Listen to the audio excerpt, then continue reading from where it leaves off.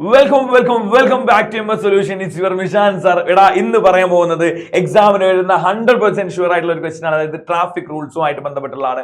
മക്കളെ, traffic rules 3 main ആയിട്ട് പഠിക്കാനുള്ളത്. എടാ ആദ്യത്തെ സർക്കിൾ ഷേപ്പ്, പിന്നെ ട്രയാങ്കിൾ ഷേപ്പ്, ഒരു റെക്ടാങ്കിൾ ഷേപ്പും ഉണ്ട്. എടാ ആദ്യം സർക്കിൾ ഷേപ്പിനെ കുറിച്ച് പഠിക്കാം. അതിനാണ് മാൻഡേറ്ററി സൈൻ എന്ന് പറയാം. എന്താ നിങ്ങൾ കോൺസെപ്റ്റ് മനസ്സിലാക്കിയാൽ മതി. ചിലപ്പോൾ ഇതിന് വരക്കാനുള്ള ചോദിക്കാം. ഓക്കെ, വരക്കാനുള്ള ചോദിക്കാം, അല്ലെങ്കിൽ പിക്ചർ തന്നിട്ട് ഐഡന്റിഫൈ ചെയ്യാൻ പറയും. എന്ത് തന്നാലും ഇത് മനസ്സിലാക്കി പഠിക്കുന്നത് ഭയങ്കര സിമ്പിൾ ആണ്. സോ ഞാൻ പറയട്ടെ, എന്താണ് മാൻഡേറ്ററി സൈൻ? ഇതുപോലെ 40 കണ്ടു. എന്താ അതിന്റെ അർത്ഥം? 40 km/h സ്പീഡിൽ മാത്രമേ ആ റോഡിലൂടെ പോകാൻ പാടുള്ളൂ.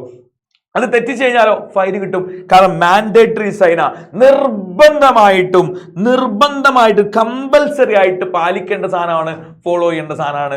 സോ അത് തെറ്റിച്ചു കഴിഞ്ഞാൽ ഫൈൻ കിട്ടും. ഇത് ഇങ്ങനെ വെട്ടിതെന്താ, പാർക്ക് ചെയ്യരുത് എന്നാ. അത് നിങ്ങൾ തെറ്റിച്ചു കഴിഞ്ഞാൽ അതിന് ഫൈൻ കിട്ടും. ഇവിടെ സൈക്കിൾ ഓടിക്കരുത് എന്നാ, ഇവിടെ ഹോൺ അടിക്കരുത് എന്നാ. ഇങ്ങനെ നിങ്ങൾ എവിടെയാണോ ഇത് കാണുന്നത് അത് നിങ്ങൾ മസ്റ്റായിട്ട് ഫോളോ ചെയ്യണം, അല്ലെങ്കിൽ ഫൈൻ കിട്ടുന്നതാണ്.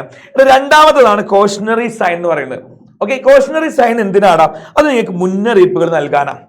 ഓക്കെ, അല്ലെങ്കിൽ ഒരു വാണിംഗ് നൽകാനാ. ചങ്ങായിമാരെ ശ്രദ്ധിച്ചോളി. എന്തിനാ കോഷണറി? നിങ്ങൾ ശ്രദ്ധിക്കുക, നിങ്ങൾ ശ്രദ്ധിക്കാൻ വേണ്ടിയിട്ടാ. എന്തൊക്കെയാ ആദ്യം നിങ്ങളോട് പറയും, സാറേ ഒരു വളവുണ്ട്, അത് നിങ്ങൾ ശ്രദ്ധിക്കണം. ഇല്ലെങ്കിലോ നിങ്ങൾ നേരാണ് പോയതിൽ പുഴയൊക്കെ വീഴും. സോ ആ വളവുണ്ട്, നിങ്ങൾ ശ്രദ്ധിച്ചിട്ട് അതിനനുസരിച്ച് വണ്ടി ഓടിക്കണം.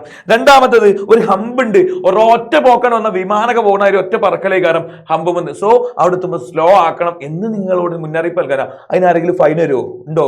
ഹമ്പൊന്ന് സ്പീഡിൽ പോയതിന് ഫൈൻ വരുമോ? ഇല്ല, ഫൈനല്ല. നിങ്ങൾ ശ്രദ്ധിക്കാൻ വേണ്ടിയിട്ടുള്ളതാണ് കോഷണറി സൈൻ. ഓക്കെ, ഓർത്തു വെക്കുക. അടുത്താണ് ഇൻഫോർമേറ്ററി സൈൻ. ഇതെന്താ?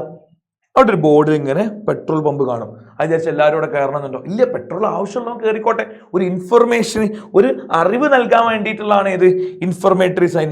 ഓക്കെ, ഇൻഫർമേറ്ററി സൈൻ ഒരു അറിവ് കൊടുക്കാൻ വേണ്ടിയിട്ടാണ്.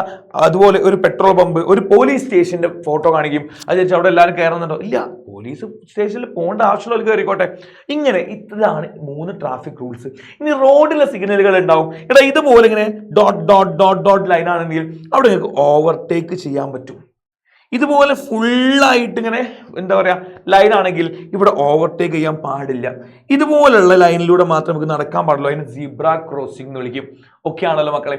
ഇത് നിങ്ങൾ പഠിച്ചു വെച്ചോ. എക്സാമിന് 100% ഷുവർ ആണ് ഇവിടുന്ന് ഒരു ചോദ്യം ഉണ്ടാവും. സോ ഇതുപോലെ കുറെ വീഡിയോസ് ആയിട്ട് സാർ വരും. അപ്പോൾ ഓക്കെ മക്കളെ, വീണ്ടും കാണാം. It's your Mishan sir. Good by.